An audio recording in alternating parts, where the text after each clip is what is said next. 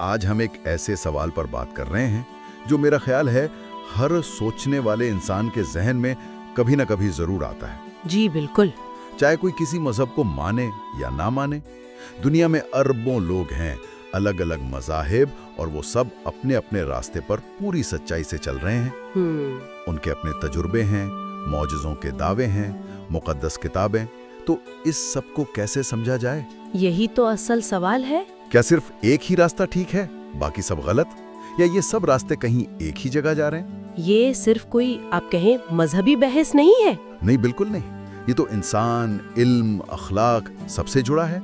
जी, नफ्सियात से भी।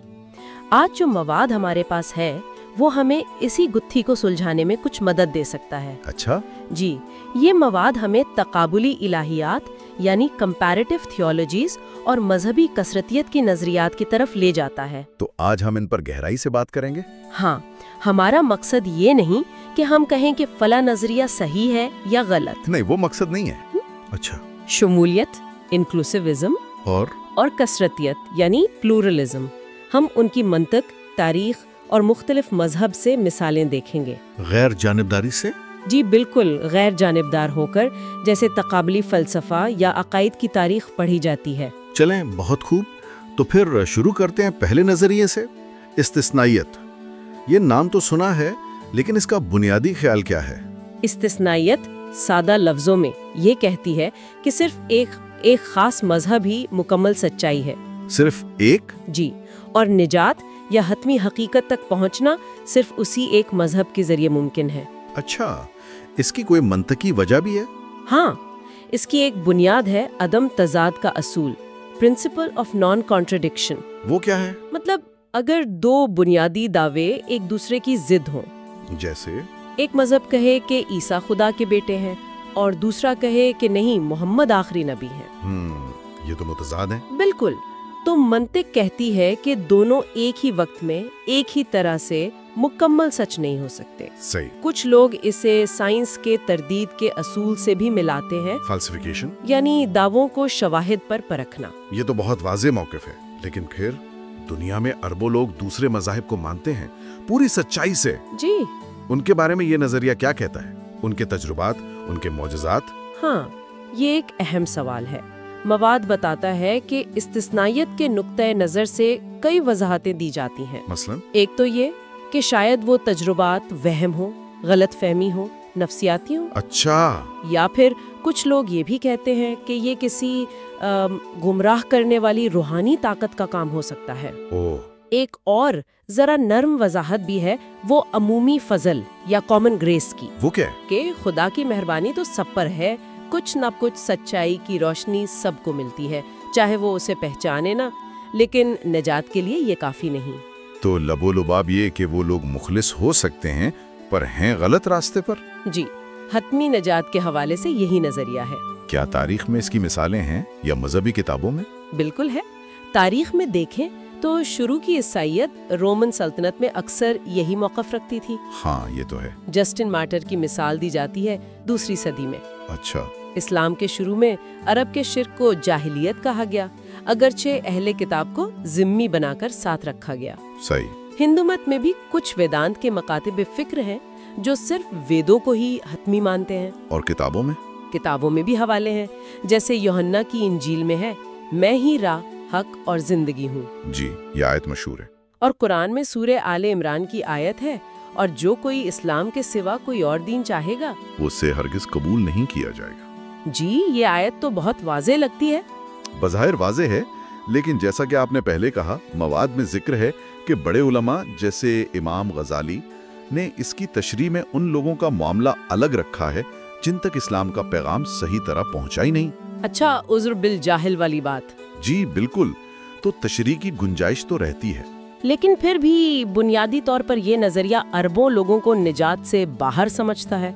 ये बात सुनने में काफी परेशान कुन है। बिल्कुल है। ये एक इखलाकी चैलेंज है, लेकिन जो लोग इसे मानते हैं उनके जाविये से देखें। जी, अगर उन्हें अपने तजर्बे से, किसी गहरे रूहानी एहसास से, या जिसे वो मौजिज़ा समझते हैं, उससे यकीन हो गया है कि उनका रास्ता ही खास है, तो फिर उनके लिए यही सच है।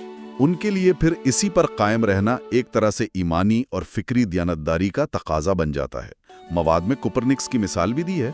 اچھا، وہ کیسے؟ کہ جب اس نے کہا زمین سورج کے گرد گھومتی ہے تو اس نے صدیوں پرانے بطلیمی سی نظام کو چیلنج کیا، اسے رد کر دیا۔ کبھی کبھی ایک نیا سچ پرانے سچ کو ہٹا دیتا ہے۔ دلچسپ نقطہ ہے۔ چلیں، یہ تو ہوئی استثنائیت کی بات۔ اب آتے ہیں دوسرے فریم ورک پر، شمولیت، انکلوسیوزم۔ یہ کیسے مختلف ہے؟ شمولیت جو ہے وہ استثنائیت سے تھوڑا آگے جاتی ہے۔ کیسے؟ وہ یہ تو مانتی ہے کہ ہاں ایک مذہب ہے جو سچائی کا کامل ترین اظہار ہے، ٹھیک، لیکن وہ دوسرے مذاہب کو مکمل طور پہ رد نہیں کرتی۔ وہ کہتی ہے کہ خدا کی رحمت، اس کی سچائی، اس کی روشنی وہ دوسرے مذاہب میں بھی ہو سکتی ہے۔ اچھا، یعنی دوسروں میں بھی کچھ نہ کچھ سچائی ہے؟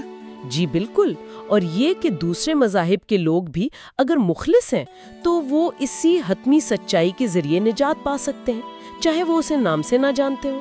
یہ کیسے؟ اسے آپ ایک مرکز اور دائرے کی طرح سمجھیں۔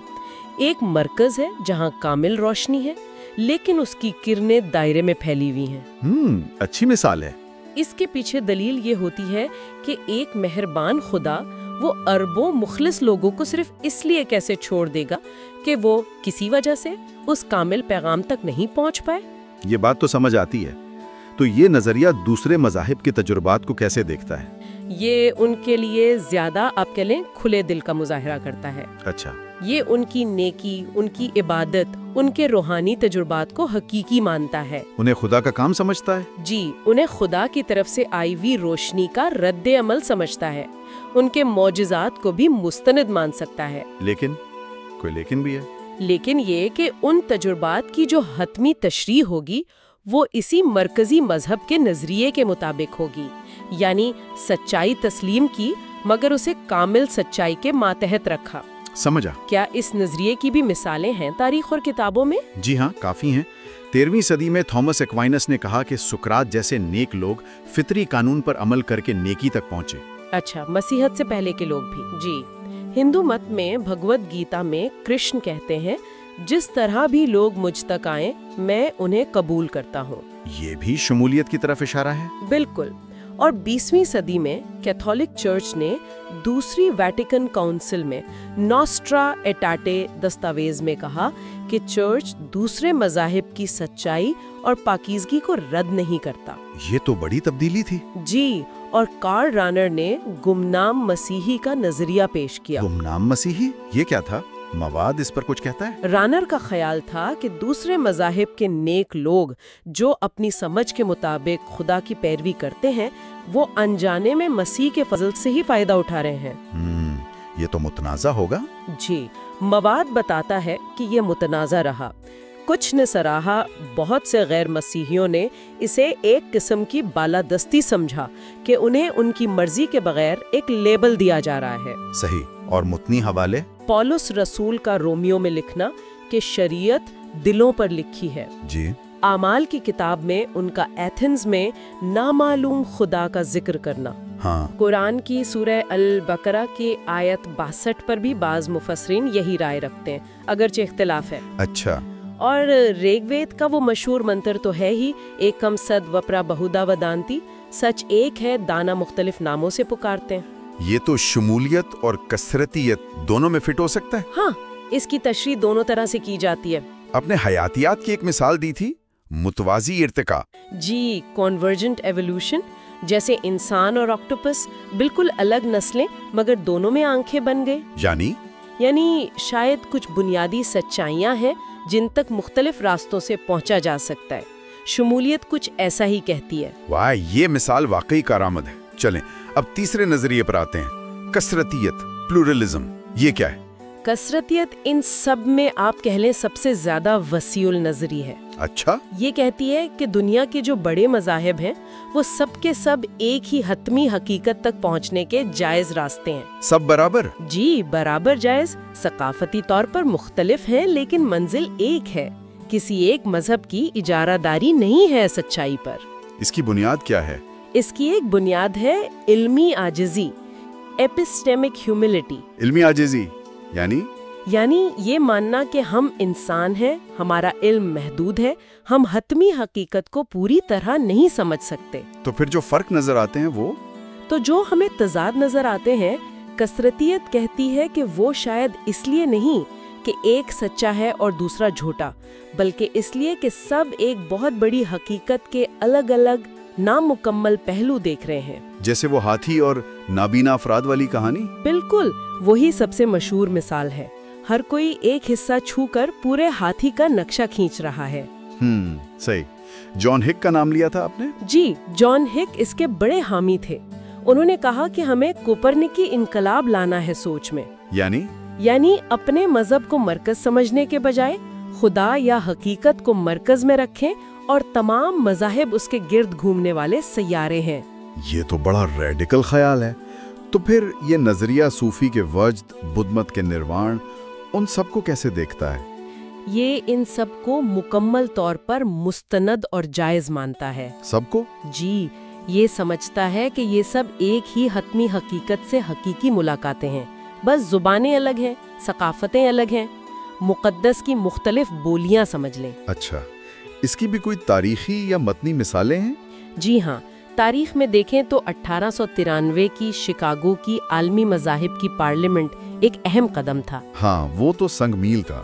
مسلم اسپین کا کانویوینسیا کا دور، جہاں مسلمان، یہودی، عیسائی علماء ساتھ کام کرتے تھے۔ ابن رشد، موسیٰ بن میمون۔ جی، وہ تو سنہری دور تھا۔ آج کل کے بین المذہب مکالمے بھی اسی کی کڑی ہیں۔ اور کتابوں میں؟ بائبل میں نیک سامری کی کہانی ہے، جو مذہبی طور پر باہر کا تھا مگر اخلاقی طور پر بہتر نکلا۔ صحیح۔ قرآن کی سورہ المائدہ کی آیت 48، جس میں ہے کہ اللہ نے ہر قوم کے لیے الگ شریعت اور راستہ بنایا، اور چاہتا تو سب کو ایک امت بنا دیتا۔ بس نیکیوں میں ایک دوسرے سے آگے بڑھو۔ جی، یہ اشارہ ہے کہ شاید یہ تنوع خدا کی طرف سے ہی ہے۔ اور مشرق میں؟ اپنی شدوں میں برہمن کو نیتی نیتی کہا گیا ہے، نہ یہ نہ وہ، یعنی وہ ہر تعریف سے باہر ہے۔ بدھ مت کا ہارٹ سترا کہتا ہے روپ خالی پن ہے، خالی پن ہی روپ ہے۔ یہ بھی مطلق دعووں کو چیلنج کرتا ہے۔ رومی کا شعر بھی ہے؟ جی، رومی کا مشہور شعر چراغ مختلف ہے لیکن روشنی ایک ہے، اور رگ وید کا وہی منترا سچ ایک ہے۔ تو اس کی جڑیں بھی بہت گہری ہیں۔ یہ نظریہ آج کل کی دنیا میں جہاں اتنے مختلف لوگ ساتھ رہ رہے ہیں کافی پرکشش لگتا ہے۔ بالکل، یہ تناؤ کم کرتا ہے، تنوع کو مثبت انداز میں دیکھتا ہے۔ اور جو لوگ مذہب کو نہیں مانتے ان کے لیے بھی یہ ایک روشن خیال عملیت پسندی ہو سکتی ہے، یعنی امن سے ساتھ رہنا ہے تو برداشت ہی بہتر ہے۔ بدھ مت کی عملیت کا بھی ذکر تھا؟ جی، کہ اگر کوئی راستہ دکھ کم کرتا ہے تو وہ مفید ہے، چاہے اس کی بنیاد کچھ بھی ہو۔ ٹھیک ہے، تو ہم نے یہ تینوں فریم ورک دیکھ لیے، استثنائیت، شمولیت اور کثرتیت، اور جیسا آپ نے کہا یہ بس سمجھنے کے اوزار ہیں۔ جی، کوئی سخت خانے نہیں ہے۔ تاریخ بھی یہی بتاتی ہے کہ سخت استثنائیت سے اکثر جھگڑے ہوئے، جبکہ دوسرے رویوں سے کبھی کبھی پل بھی بنے ہیں۔ وہ آسیسی کی دعا کی مثال آپ نے دی۔ جی، 1986 کی۔ اہم بات یہ ہے کہ یہ مسئلہ نیا نہیں ہے اور اس کے جوابات بھی ہیں، پیچیدہ منطقی جوابات۔ اور عاجزی اہم ہے۔ فکری اور اخلاقی عاجزی بہت اہم ہے۔ پولس رسول نے بھی کہا ابھی ہم آئینہ میں دھندلا سا دیکھتے ہیں۔ صحیح۔ اور یہ حقیقت کہ ہر مذہب میں بڑے نیک، ولی، سنت لوگ گزرے ہیں، یہ بھی سادہ ہم اچھے وہ برے والی سوچ کو چیلنج کرتی ہے۔ مواد میں کچھ سوالات بھی اٹھائے گئے ہیں جن پر سوچا جا سکتا ہے۔ جی، جیسے کہ کسی کے اپنے ایمان کا مرکز کیا ہے، عقائد کا مجموعہ یا کوئی ذاتی تجربہ؟ مقدس کتابوں کو کیسے سمجھا جائے؟ کیا وہ ہر لفظ ہر زمانے کے لیے ہے یا اس کا کوئی تاریخی پس منظر ہے؟ یہ بہت اہم سوال ہے۔ اور دوسرے مذاہب کے پھل، یعنی ان کے ماننے والوں میں جو اچھائی، ہمدردی نظر آتی ہے، اس کا کیا مطلب ہے؟ شاید مشترکہ باتوں پر زیادہ توجہ دینی چاہیے، جیسے ماحول کا تحفظ۔ جی، یہ بھی ایک راستہ ہو سکتا ہے۔ تو ایک اہم نقطہ یہ نکلتا ہے کہ دوسروں کی گہرائی اور خلوص کو ماننے سے اپنا ایمان کمزور نہیں ہوتا۔ بالکل نہیں، بلکہ شاید مزید گہرا ہوتا ہے۔ کیسے؟ یہ سوچنے پر مجبور کرتا ہے کہ شاید وہ حتمی حقیقت، وہ خدا، وہ ہماری سمجھ سے، کسی بھی ایک مذہب کے دائرے سے کہیں زیادہ بڑا، زیادہ پر اسرار اور زیادہ فیاض ہے۔ یہ واقعی ایک گہری بات ہے۔ اور ایک آخری سوچ جو یہ مواد ہمیں دیتا ہے، جی، کیا ایسا ہو سکتا ہے کہ یہ جو اتنا تنوع ہے عقائد میں، تجربات میں، جس کا ذکر قرآن اور بائبل میں بھی ملتا ہے، کہ قومیں اور قبیلے بنائے پہچان کے لیے؟ جی، کیا اس تنوع کا اپنا کوئی مقصد ہے؟ کیا مطلب؟ شاید یہ ہمیں چیلنج کرتا ہے، ہماری روح کو بہتر بناتا ہے، ہماری سمجھ کو وسیع کرتا ہے۔ شاید یہ اشارہ ہے کہ یہ عظیم راز، یہ ان تینوں فریم ورکس سے بھی بڑا ہے۔ استثنائیت، شمولیت، کثرتیت، ان سب سے بڑا